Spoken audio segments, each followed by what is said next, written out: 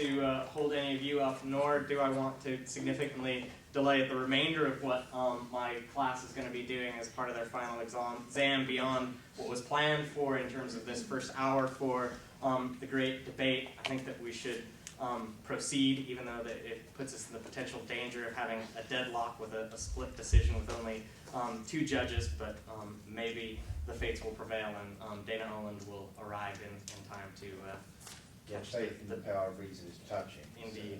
The majority of the debate and be able to proceed from there. So I'll ask Jeff to come forward and we shall proceed, and I'll turn it over to Mac Test, our debate moderator, to manage things from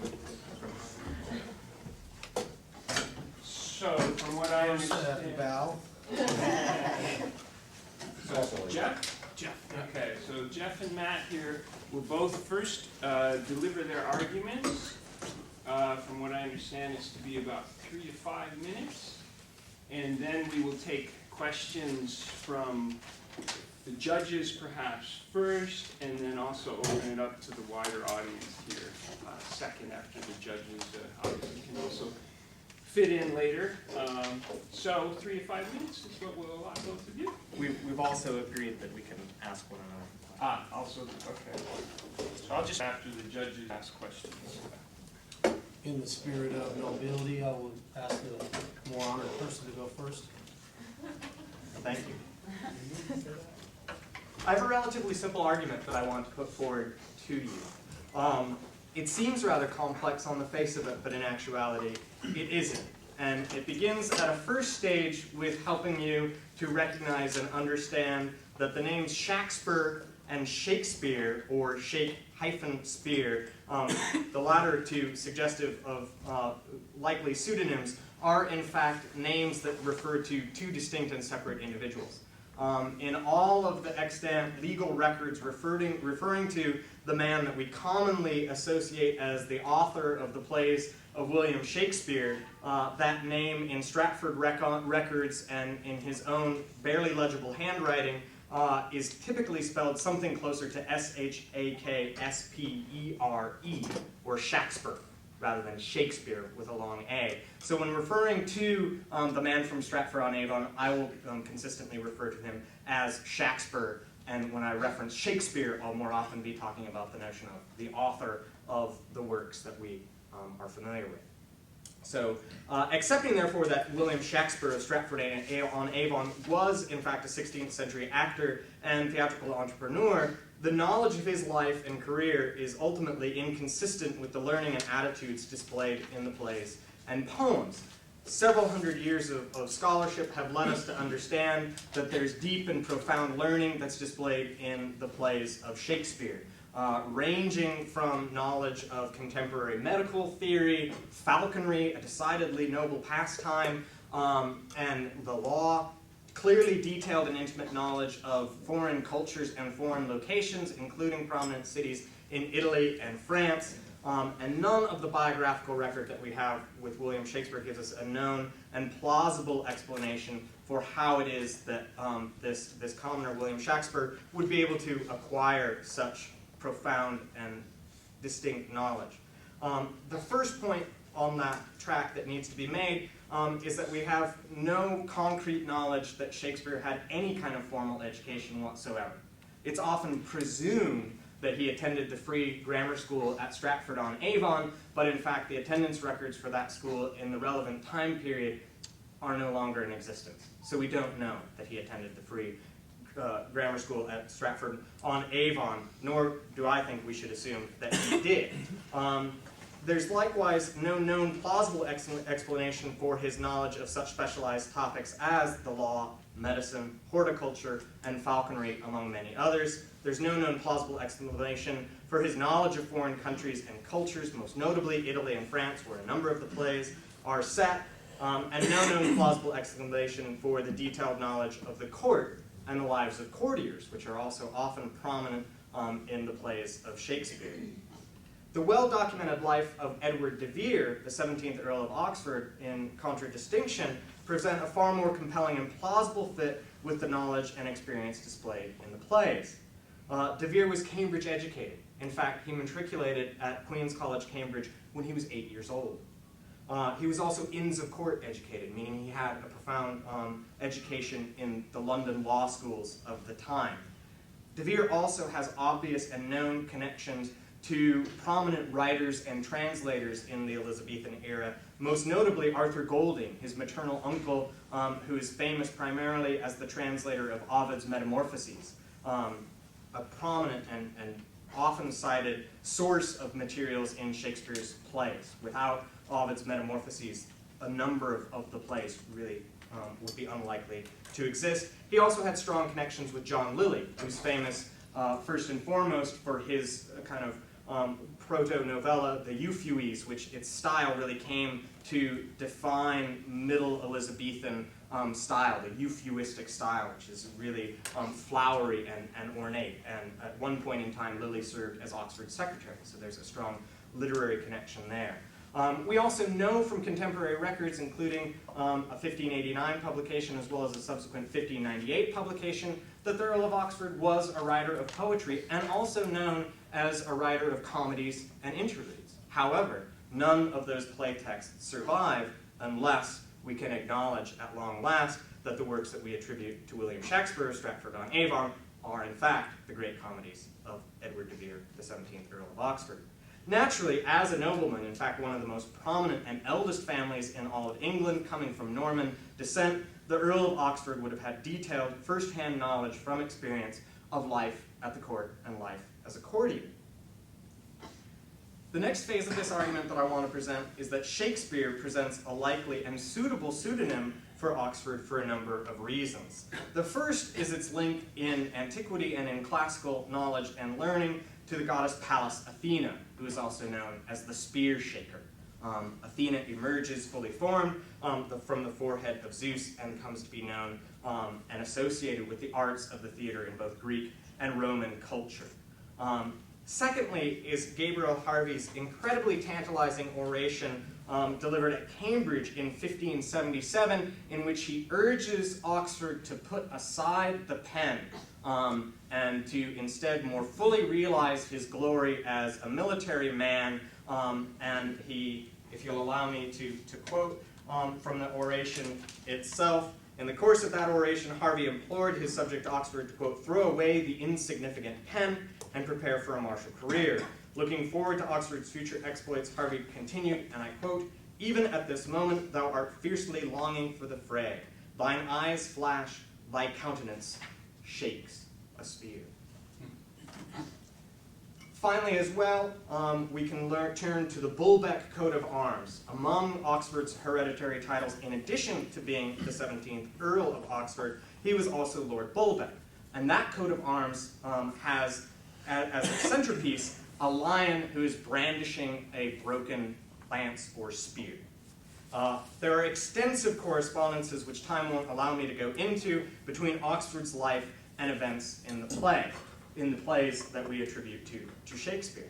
We know certainly that these correspondences include the satirizing of William Cecil, Lord Burleigh, likely as the Polonius figure in Hamlet. The Bertram figure in All's Well That Ends Well has strong correspondences with the type of frustration that Oxford would have experienced at the hands of Burleigh as his ward. The 16th Earl, John of Oxford, died when Edward, the 17th Earl, was only 12 years old. So he became then a ward of the crown, and he was under the supervision of William Cecil, Lord Burleigh, and this clearly was not a very loving and endearing relationship between the two, and ultimately it led to a great deal of Oxford's financial ruin. Finally, I want to make the point that is likely to come up in my learned colleague's counter-argument, that this is not, in fact, some kind of convoluted conspiracy. That's a derisive and dismissive term that the Stratfordians often throw at Oxford and at other claimants for the authorship, although Oxford's is clearly among a crowded field the best and most logical case. It's not a conspiracy, but it's a state secret. Oxford is clearly satirizing prominent Elizabethan political figures, at times likely even Elizabeth herself, and this would have been a very dangerous matter to be associated, in particular, with such a highly powerful and politically connected figure as Oxford. However, running somewhat in contradistinction to that, it was also a necessary work of the Elizabethan state to promulgate a sense of a national identity, and that was done primarily through the great history plays. So Oxford is this rather dangerous figure who then is that we need to protect his identity, partly because of the explosive political nature of the works that he explores, and secondarily because of his involvement ultimately in state propaganda. Thank you.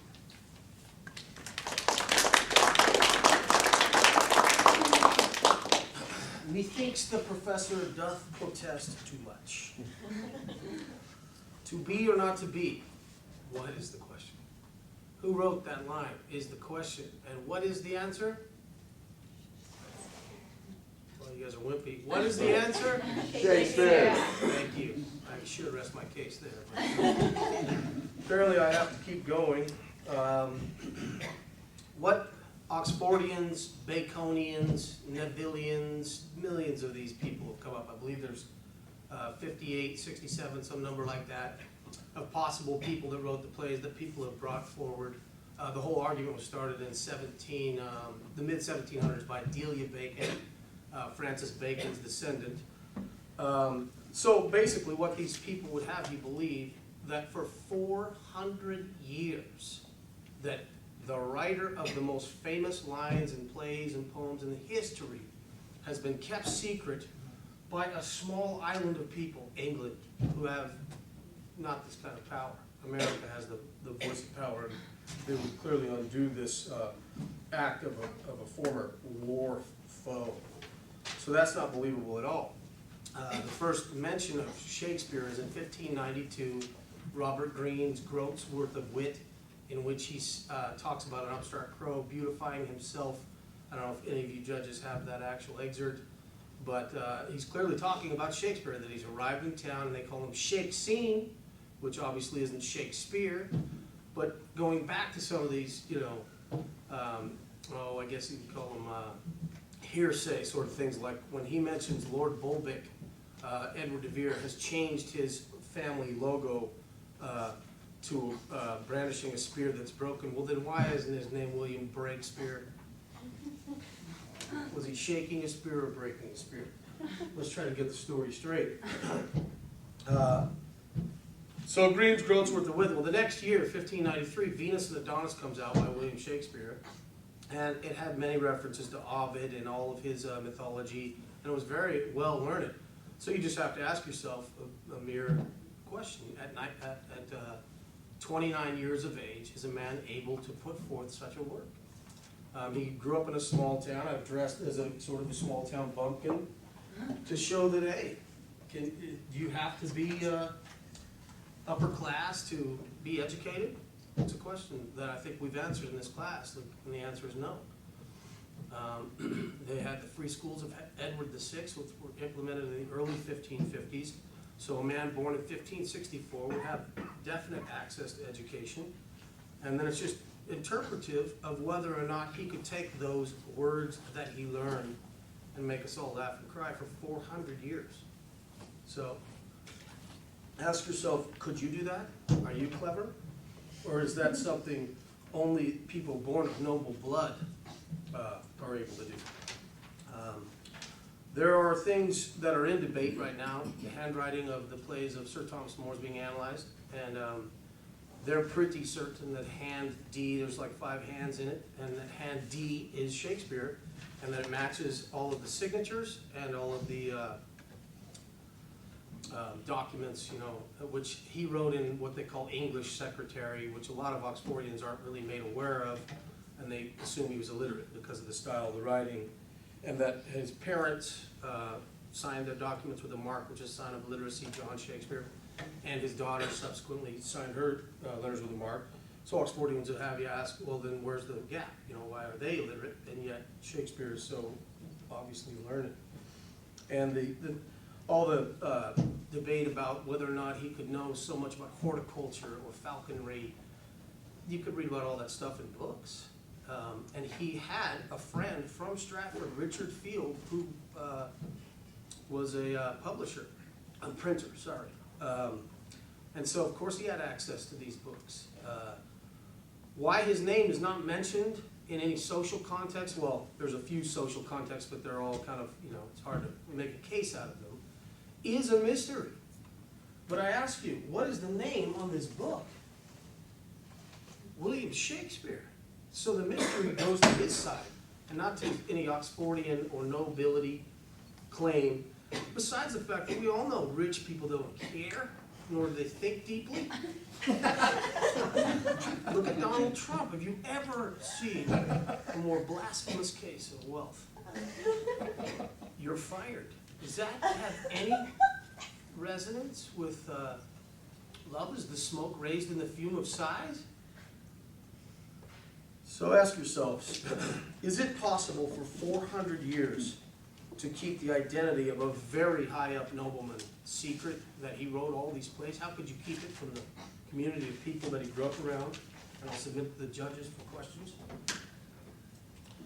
Or if the two of you would, I'd like to take up a couple of points quickly. The first was the claim that England would be unlikely to have the power to keep such a secret in this time period. And I would simply remind my learned colleague that Elizabethan and Jacobean England was in fact a police state. It's a monarchy. It's not a democracy like contemporary American government, where we prize and require the notion of transparency, let alone have right to and free access to information or to free speech. So in fact, the maintenance of state secrets, as we maintain this very clearly, is really not a difficult issue to fathom at all.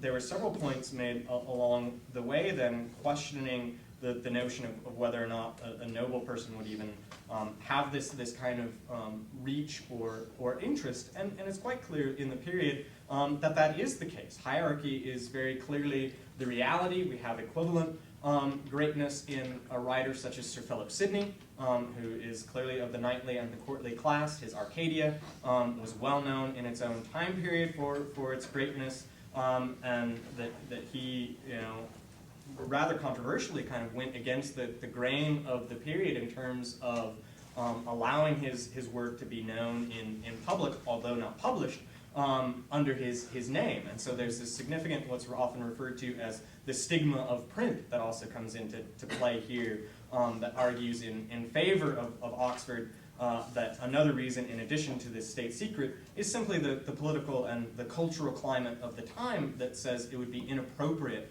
for a man of his station to publish works, particularly with an aim towards commercial success. A second point that I'd like to begin in terms of then asking some questions, since my learned colleague raised the idea that William Shakespeare would likely have acquired the knowledge that is displayed in the plays through books, is the question of where, therefore, are his literary remains. Through 400 years of scholarship, we've been unable to identify any book ever owned by William Shakespeare. And again, to provide a counterpoint to that, we do have surviving books that were owned by Ben Jonson, and that include marginal comments in his own hand, and or his name indicating his ownership of the book. So where are these books from which he then got all of his great learning? Why aren't they mentioned in his will, for example, to be left either to his family or as part of his estate? It's pretty much that simple. Just, here you go, there's one of the books. I'm heading back to Stratford, and I didn't really want you to keep it. I plan on leaving it in my will. I just wrote this just to sort of dispute possible genius, look how I'm dressed, and I don't have a PhD. If I could write the beauty of your eyes and in fresh numbers, number all your graces, the age to come would say this poet sucks. Gruesome features never touch such earthly features. Now keep that, will you, and hang on to that for 400 years, sir. It's in my handwriting.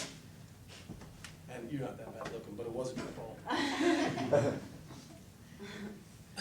fault. Further, when we look at the dates of most of the plays, they appeared, and you guys have this information, after the death of Oxford, and including The Tempest, which most scholars would argue that it had to be written concerning the 1609 to 1610 events of the Sea Venture was the name of the boat, which I think appears in The Tempest, and the events of just a ship being wrecked and then the people landing on the shores of the Bermudas with all kinds of mythologies about devils and saints, which references Calabas, and this was something that actually happened, and it was 5 years to 6 years after the death of Edward de Vere, including the whole era, really, of Shakespeare's, plays being played on a daily and weekly basis.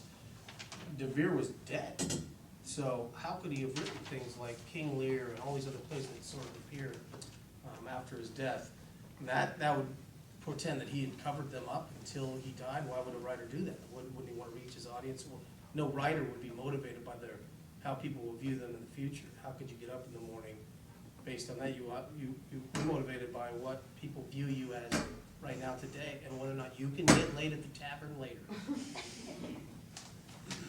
I'm glad that you raised the important issue of dating the plays. This is a vexed issue for even orthodox Shakespearean scholarship, that there isn't universal belief in a fixed chronology for any of the plays. What we frequently have is information that indicates to us the first known performance or the first known publication of the play. So that gives us a terminus ad quem, a date after which the play could not have been first written. It does not necessarily give us the date at which the play was, in fact, first written.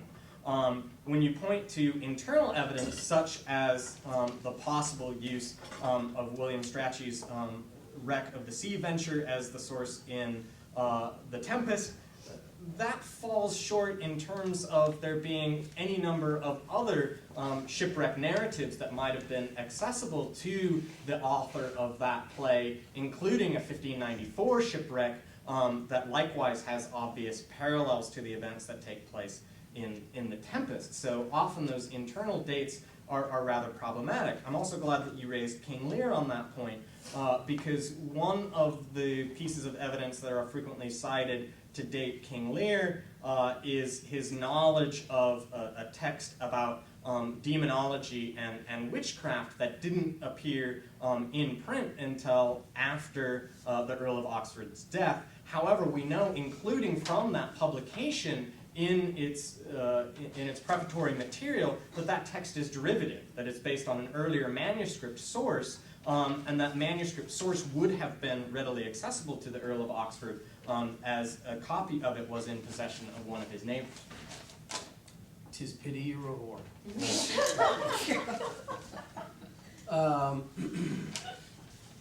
Again, so subjective. How can we,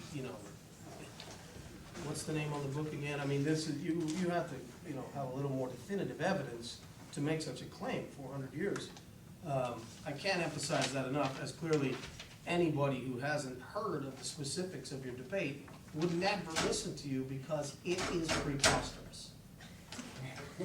You keep pointing to the significance of the name on the book, and I think I've already pretty compellingly suggested that that may well be a pseudonym. So the notion then connecting that actually to the life and times, life and career of William Shakespeare of Stratford-on-Avon, it seems to me is as yet unproved. And I'd like to ask a specific question relative to that, considering the fact that you keep pointing to the greatness of this name and of these works. And that's if you can help me understand the relative non-event of William Shakespeare of Stratford-on-Avon's death. When he dies in 1616, there's no public mourning, there's no public outcry as to the loss of this great light to the Elizabethan stage and ultimately to the world of arts and letters writ large. By comparison, Sir Edmund Spenser, when he dies, there are multiple eulogies written for him, and even the pens with which some of the poems and the poems, the manuscript poems themselves, are laid in his tomb. John Fletcher, John Francis Beaumont, rather, who is a later contemporary of the plays by the author William Shakespeare, is likewise publicly eulogized and buried in Westminster Abbey, the place for great poets clearly to be buried, whereas William Shakespeare is quite appropriately buried in a rather curious tomb in his hometown of Stratford-on-Avon, where even his local townspeople don't recognize the fact that he must have been a great literary genius with a public outpouring of mourning at the time of this death. Another parallel is the death in 1619 of Richard Burbage, famous for first performing the great roles of Hamlet and King Lear. Again, public mourning, public verses written in mourning of his passing, but this William Shakespeare is a relative non-event. How is that correspondent with the death of the great author? Just one name I'll throw out there that never had it either, Christopher Marlowe. So, did you want to start delving into some of those conspiracies too? I mean, how many names should we list that didn't have? Have you ever heard of drinking yourself to death in a small town? Why didn't he might have done that. He went back to Stratford in 1612. Why does there have to be such a definitive set of circumstances that then correspond to other writers of the time? Why would you have such a standard, especially for someone who's artistic and clearly has troubles with human existence? Well, it seems to me that you're arguing that this is one of the most famous authors of all time, and yet in his own time period, his nearest neighbors seemed wholly ignorant of the fact that he was one a great of the poet. famous authors of all time. One of them. Okay. The other one's Edward de Vere. I mean, who else is in this list? One of them. That in itself is evidence of a lack of wit.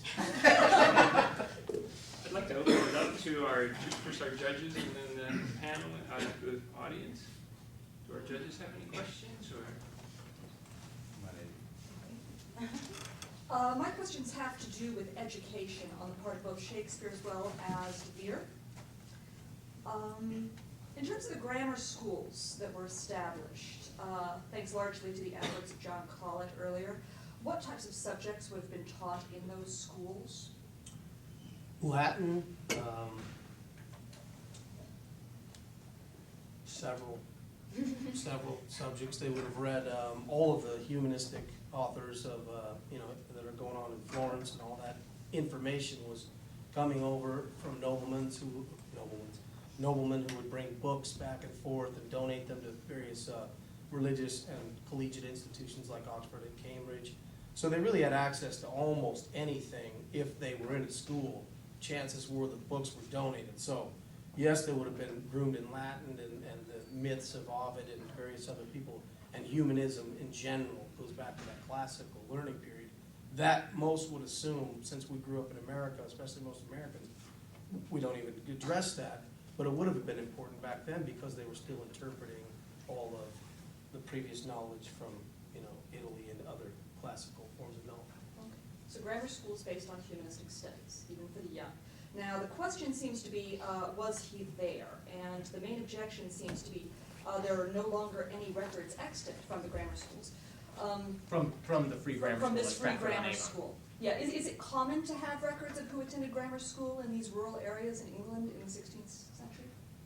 There are other examples where we can point to it, But is it common? it isn't necessarily common. Okay. It is common for Oxford and Cambridge colleges to maintain records of their matriculands, and in no Oxford or Cambridge college does the name William Shakespeare or Shakespeare appear. I'd also like to point out that there was a complete switching of the throne. In the middle of Shakespeare's writing career, you have Queen Elizabeth and all of those noble people, their power sort of reduced and slid over here, and you had King James and all of his newfound nobility. So what their priority was of keeping track of any of that stuff, it's hard to know, but you could see how they were more Scottish oriented. They wouldn't care too much about English. Now in terms of De Vere's education, it's fairly common in medieval times to understand that the upper class didn't usually get an education in things like medicine and law because it was beneath them, those were trades. And that humanistic education brought in education for the upper classes, but it tended to be the classics, the Latin, etc. Do we have evidence of exactly what De Vere studied at Oxford? We've obviously got the Inns of Court, the exposure to law and everything, but to what extent would he have had that knowledge? The Oxford are quite difficult to get at, not least because of the tutorial system that exists there. Again, it's likely, as you already pointed out, to be an extension of primarily the classical learning that is put in place as a foundation in the grammar school, and then to continue on to elements of the natural sciences and further knowledge in philosophy, natural philosophy, rhetorical argumentation. So the likelihood of much of that, as you quite rightly point out, being more focused on trades is legitimate. We do know that from some of his inventories that in addition to, which I think is really a mark in his favor, a prodigious purchaser of shoes, the Earl of Oxford also purchased many books, including an extension of works of Plutarch, translations, and works in French and other languages. So we have a knowledge of that. I'm not explicitly aware of records of his ownership of some of these medical texts, but again, he's in a much more likely position to have the connections that provide that kind of knowledge than I believe is William Shakespeare of Stratford. Oh, do you want to clarify something? If I may follow up. By all means. So, a small point on the standards of evidence. Let me be clear. You are asserting that the absence of any records concerning the Earl of Oxford's education at the universities does not constitute any reason to think that he did not address those subjects whilst at the university? Correct. Thank you. I have a question for you. How long did you rehearse that accent? 44 years. Okay. That's commitment. Yeah, just a couple follow-ups on these.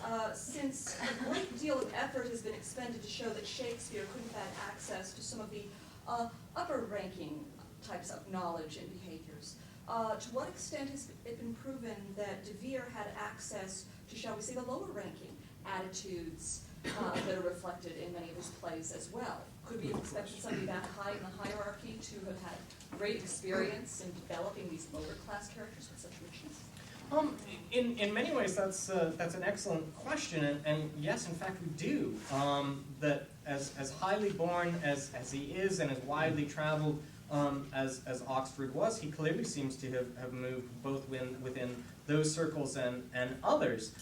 He had intimate knowledge, certainly, of one particular cook in Lord Burleigh's household, because this rather offensive cook took upon himself to run himself into the Earl of Oxford's sword. Or so the court papers show. Se defendendo, self-defense. Well, that was Burleigh's. That was Burleigh's misinterpretation after the fact. It was not ruled as self-defense. It was ruled as, say, offendendo, that the cook in fact offed himself. Mr. Rowe, would you like to address this issue? Well, I think it's a clear example of the lack of morals that the noble have, and that if you're capable of stabbing a cook. Are you really going to think that deeply about the human? Wouldn't you kind of be off in the corner, sort of melancholy and wondering about the orbs and the way they? Why would you be stabbing a cook? And how bad could the food have been? I know these normal people get pissy, but come on. I find them more of a roaring girl than a. One last question before I turn it over to my esteemed colleague. I was curious, in terms of how William Shakespeare of Stratford-upon-Avon could have gotten all this information, what his contacts were. A name came up a couple times for me. I mean, I mentioned about the Free Grammar School of John Collett, a very well-traveled Englishman with access to the humanities, the classics, who had been to Italy. And I noticed in the name of the co-owners of the Globe a John Collett. Also, is there any connection between the two? I'm not certain of that. Not that I'm aware of.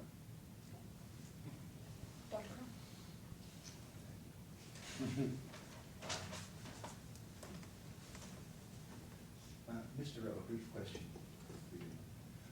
You asserted earlier in your presentation that there is little or no value to an author in having his or her works revealed posthumously.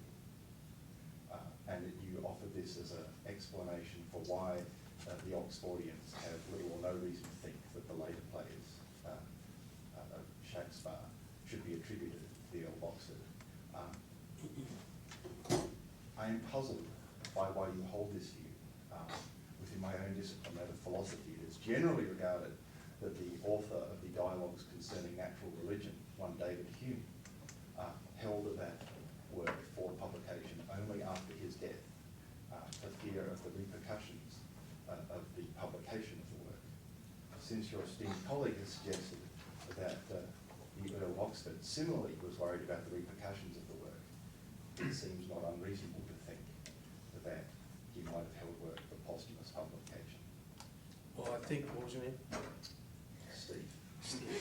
Steve, I think you misinterpreted what I was trying, the point I was trying to make, and maybe I just said it wrong, which was that he wouldn't be motivated to write something that we would get, interpret, care about in latter years. That wouldn't be what would motivate him to write. I didn't say anything about, or I didn't mean to say anything that would say that they wouldn't care to have his works go on, or people, other people, or whatever conspiracy possibilities are. But that wouldn't, you wouldn't get up in the morning. Therefore, his jokes, his references, they're meant to make the people of his time laugh, and they're meant to affect the people of his time. He may, as he says in some of the songs, understand that they will be good enough to outlast him, but that wouldn't be what motivates him.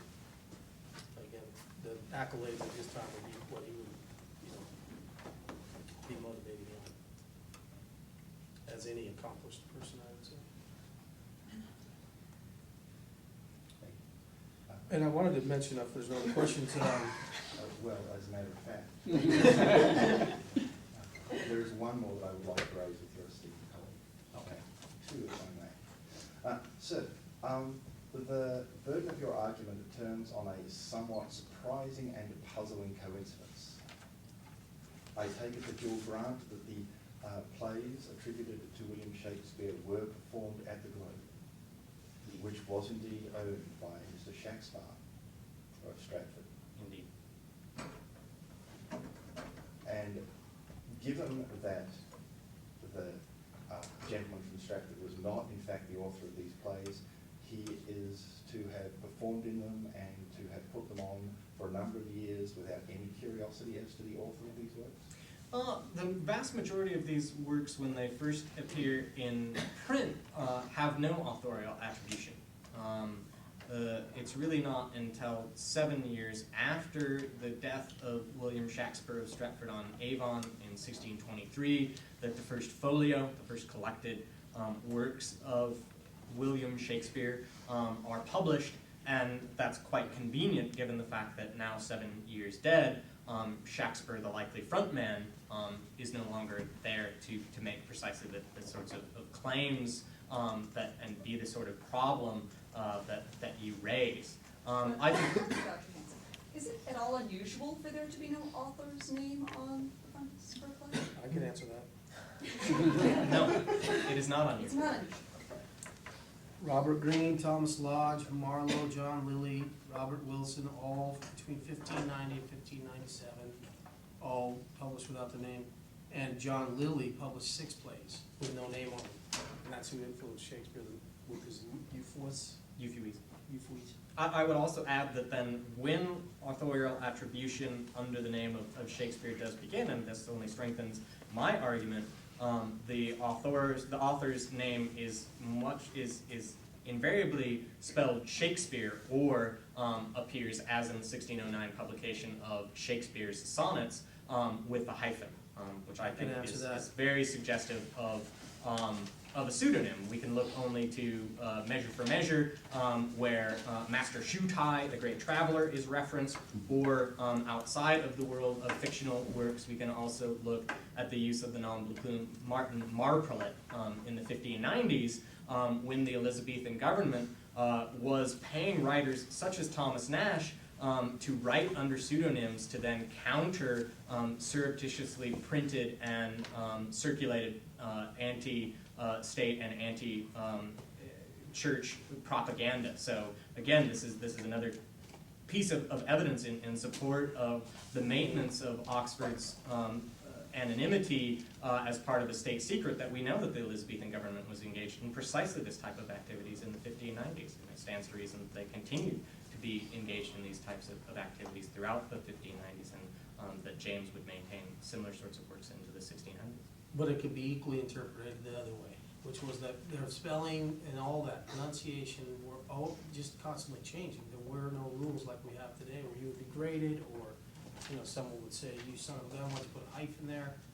John Oldcastle was not often Charles Fitzgeoffrey. And there's some Robert Waldegrave, who was a printer, often hyphenated not only his name but several things. Could be a stylistic thing. It's not evidence. It's circumstantial. Further questions from our judges or the audience? Oh, we got some audience questions here. I'll go with Ian first. I was just curious, you both mentioned exploration narratives as the source of inspiration for the Tempest. Do either of you know who was reading these? Like, were they widely circulated, or was it something only the nobles were reading? That's an excellent question. I mean, tracking readership of much of anything is often difficult, short of having references to works in diaries, or having extant copies surviving with marginal comments, or the name of an owner. Certainly at this time, I think that there's going to be the likelihood of widespread interest in these types of narratives, their exploration of new worlds and often fantastical creatures. In addition to exclusively the noble, I think that the oft-touted rising middle class is frequently going to be invested in these as well, because these ventures are often bound up with companies such as the Virginia Company or the East India Company. So, in effect, early public stock companies that then are making these types of ventures, and clearly doing so for profit. Jeff, would you like to respond to that? Or No, I think Shakespeare would get that knowledge? I think that there's they're just too coincidental. Of course, he read it. Not that there is such obvious. In the back of the room. Was Oxford Catholic or Protestant?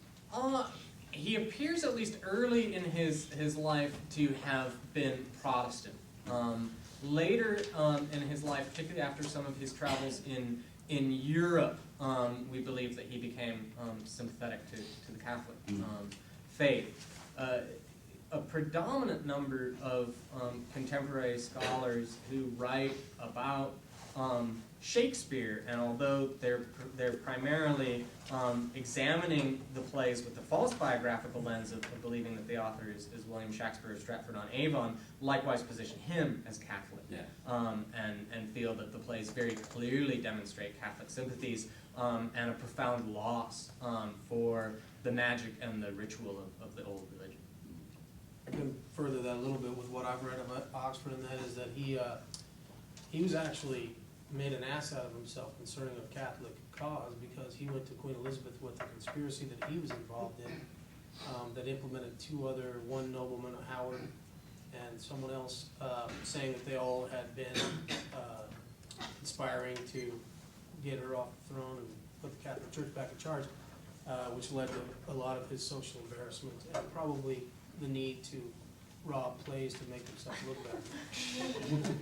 I think that argument only further supports the importance and the prominence that Oxford has within the Elizabethan state. He wasn't killed? Well, and that he knows where his bread is buttered in terms of reporting to the monarchy what is necessary to be reported. Hey Elizabeth, I just wrote this play. You like it? There was a question right up here. Well, I have a few points, but the one that I was really interested in, you said that many of the plays satirize power, and that's why Oxford couldn't put his name to it. But I thought that was kind of interesting, because he was a person of power. People in power rarely would satirize their own position. it's usually the subjugated who do that. And there are many of the plays we attribute to Shakespeare that actually, pardon the phrase, kiss the ass of power. So why couldn't he put his name to those plays? And could you tell me where the name then William comes from, if indeed it's the latter name is the shake, the spear, so where would he come up with William? I don't quite understand the second part of your question, so let me It's a think. pseudonym, why would he choose Yeah, William? I see. Yeah, the second part's a pseudonym, where did William come from? I see. Okay. Well, let me take the first part of the question first, then, which, as I understand it, what you're getting at is why are the potentially not politically dangerous plays published under Oxford's own name. We don't have any plays written or published in this period by any known nobility. And I used the earlier example of Sir Philip Sidney as a man clearly of artistic and literary merit, but his works circulate during his lifetime exclusively in manuscript form. So there remains, I think, this very significant stigma of print that exists to kind of extend into the public sphere in that way is inappropriate.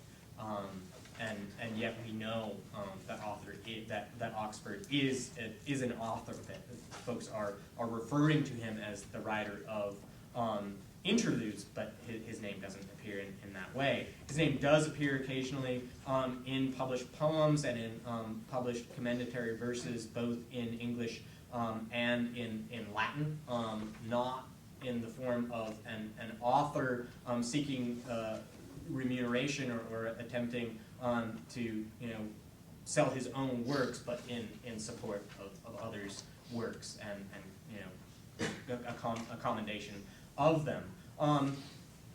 The use of the name William and William Shakespeare and then the connection to William Shakespeare of Stratford-on-Avon is a credit to the effectiveness, I think, of this state secret, that it's very difficult to ultimately untangle what that relationship is or was.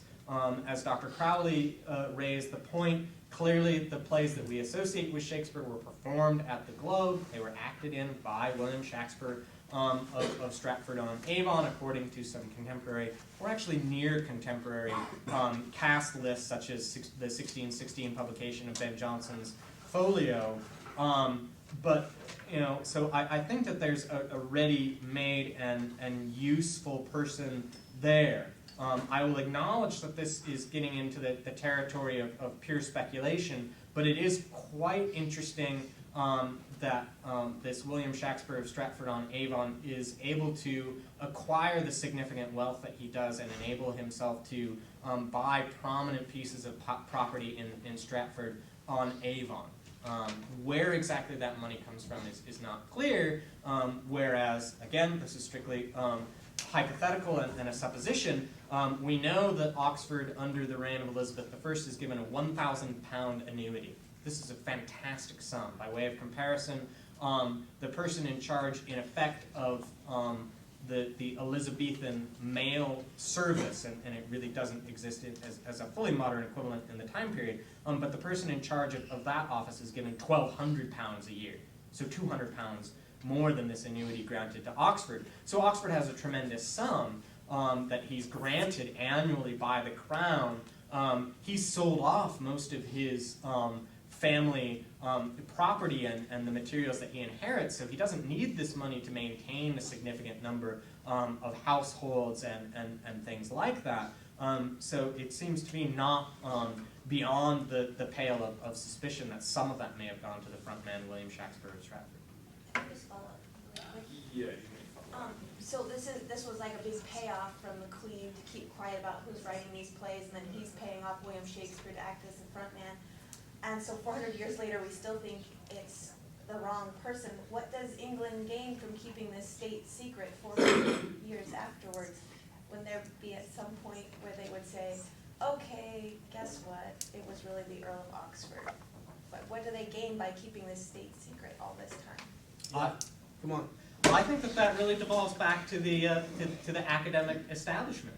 If we then go so far as to throw open the gate that this person that we've spent 400 years attributing the authorship of these plays to, particularly this kind of, which is wildly anachronistic for the period, this kind of democratic, pulled up by his bootstraps kind of figure, then we've really thrown out everything altogether. And how do we know who anyone is, and how do we know who ourselves are? I think that the entire fabric of reality is at danger of Okay, thank you. In the back here, and then we'll have maybe one more question. Well, so plays are oftentimes commissioned by the theater that they're performed in, so are there any records about commissioning and who's getting paid for writing the plays that they then perform at the Globe that are attributed to Not Shakespeare? that I've seen. There are records of paid performance, for example, to William Shakespeare and his fellows in the Lord Chamberlains and the King's Men.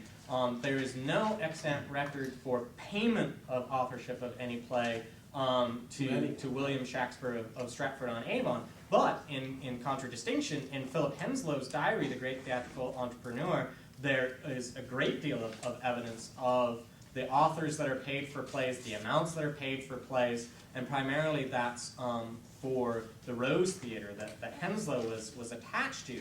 There is a little bit of a curious disconnect in the record that comes from Henslow, in that he really doesn't begin recording the payment to playwrights until after 1597. Earlier portions of his diary don't record the names of who money went to for plays. There are still plays being paid for, but the authors aren't listed. After 1597, this is the case. My learned Stratfordian colleague will then, of course, point to the notion that from 1597 on, Shakespeare, if he is in fact Shakespeare, is associated exclusively with the Lord Chamberlain's men, and so the likelihood of him appearing as a payee in Henslow's records follows that logical argument, in the same way that you're not going to see payment to the CEO of Ford on the account books of General Motors. All right. My question returns to education. For Mr. Rowe, as far as the education of the figure called Shakespeare, one of the inhibiting factors at this time was the amount of time and money, as every student in this class knows, that education requires. Shakespeare was attested to be a Glover's son, so growing up in that environment, and then somewhere between the point where he starts producing plays for money, how does he have the time and money to get this education, to spend all this time learning and studying books, even if he can just go and pick them up from friends? Is there evidence of a patron or something like that? Well, there's no clear evidence, there's no checks or checkbooks or anything that were written, but he dedicates, here's what he says to the Earl of Southampton when he dedicates his first heir of his invention, what he calls it, the sonnet Venus and Gods. The love I dedicate your lordship is without end, the warrant I have of your honorable disposition, not the worth of my untutored minds, make it assured of acceptance.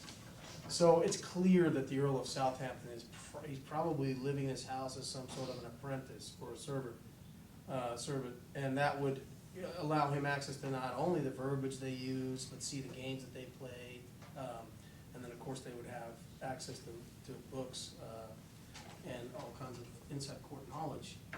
There was another question in there that I wanted to answer. But does that necessarily translate into a wide knowledge of geography and falconry and? All that could be gained in books, so it was accessible. And furthermore, you leave out in your time constraints, how long does it take you to write a genius passage, and how long does it take me to write a genius passage? This is inspired genius we're talking about, and there's no way to quantify it. But to draw on literary? Huh? But to draw on literary history while writing? You're being genius difficult. passages? I think that you could have, well, who's to say he doesn't have a friend who is a little more learned in those areas to say, what was that one, reference you were saying? I want to use that. Well, and his father was very wealthy up until Shakespeare was, I believe it was around 12 or 13 when he lost his wealth. So his father would have been able to afford, to have him go to school, the grammar schools. And then he ran into hard times, and that's why they believe he never went to Oxford. When his father lost his money. And then, I guess, just a real quick question concerning the, the sort of ignominious death of Shakespeare. Was, I mean, back in that time, funerary services, I mean, obviously probably something that you had to pay a good sum for, like, I mean, was there a large cost involved for like a true funerary procession? I would only assume so, that, nothing happens for free. Right. So the fact that, Which I think Shakespeare wrote that, didn't and then what would happen therefore maybe since he didn't actually get his name super attributed to it, and as we learned in the past, putting together plays, I mean, just costuming alone was very expensive. Maybe Shakespeare just, unfortunately as a starving artist, just didn't have the means to, or perhaps even the desire to just have something specially done in his name. I don't know that it's accurate to characterize Shakespeare if in fact he is the author of the works of Shakespeare as a starving artist, considering that he owns the second largest house in his hometown of Stratford-on-Avon, as well as about 7 acres, I believe, of land in the immediate neighborhood, as well as additional tithes. He also owns a partial share in a Blackfriars Gatehouse in London. So for a starving artist, he's surprisingly well propertied. Your line of reasoning may, however, extend into the notion that he seems to clearly be a frugal bastard. Among the other elements of the textual record that exists for Shakespeare of Stratford-on-Avon is that he's often being chased by others for debts, and he's often evading the payment of taxes. And his grain, of course. It leaves his wife his second best bet. You had a follow-up? Well, kind of, along the lines of education. Given that we think of Shakespeare as coming from a Catholic background, would he then have been likely to have gone to Oxford? I would think not. And along those same lines, weren't there some, up in Lancashire and areas like that, some large estates that then took in children and young men from Catholic backgrounds and educated them secretly, and maybe he had access to books and things that way? That's all possible, yeah. There's no way to know. Just in particular. as a point of clarification, while the Earl of Oxford does ultimately receive Masters of Arts degrees from both Oxford and Cambridge, he's a matriculant at Cambridge. And there is considerable upheaval throughout this time period, as my learned colleague pointed to, in issues of religion within the universities. Is that certainly that there are colleges within both Oxford and Cambridge that represent I think the full spectrum of religious sympathies. That there are houses in Oxford and Cambridge, colleges in Oxford and Cambridge that are sympathetic to Catholicism. Frequently they are going to at least have to outwardly conform to the state religion, but we know that that's the case. And an element of that then is useful is that you also then raise, for example, Lancashire and the northern counties in England where Catholicism remained steadfast for a long period. Often Oxford and Cambridge colleges are related in significant financial ways to specific counties and major towns throughout England.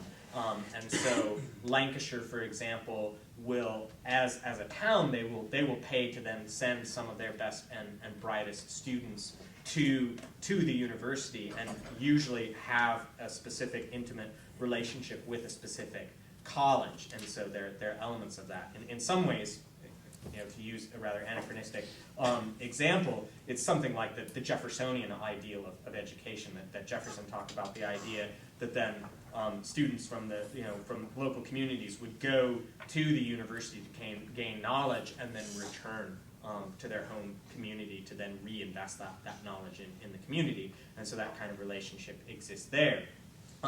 Further, you raised the question about, again, Lancashire households, and this only, I think, again, further supports the notion of what I'm arguing in terms of the use of pseudonyms, that to connect William Shakespeare of Stratford-on-Avon to both learning and to Catholic sympathies, it's often pointed to the idea that a William Shakeshaft is in residence at the Houghton estate in Lancashire, and that may well be where he gained this knowledge and really kind of got plugged into a powerful kind of underground Catholic network. Well, then he's using a pseudonym, so why is it so unreasonable to suspect that then Shakespeare, as the author of plays, is likewise a pseudonym? Well, you have him shaking and breaking just about everything. He was a mover and a shaker. Okay, we'll have one more question. We're almost at 9:15 here, so Jim, a quick response, please.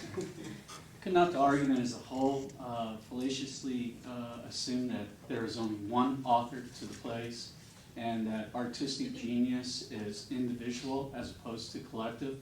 Many recent literary historians have argued that genius as well as authorship in the Renaissance was a plural and collective term, and possibly Shakespeare was one of many who put the plays together within the theatrical troupe.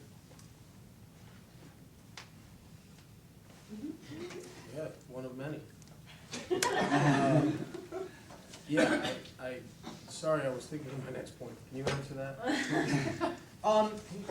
I think that that's a fair point, but I think that we can clearly see then in the life and career of Edward de Vere exactly the sorts of individual genius that then is reflected in this composite body of works. As I said at the outset, and I'd be happy to point people in the direction of the many excellent websites that document much of this material, there are numerous parallels between the life and experiences of Edward de Vere and similar experiences that then are portrayed and dramatized in the plays and poems attributed to Shakespeare. Which makes perfect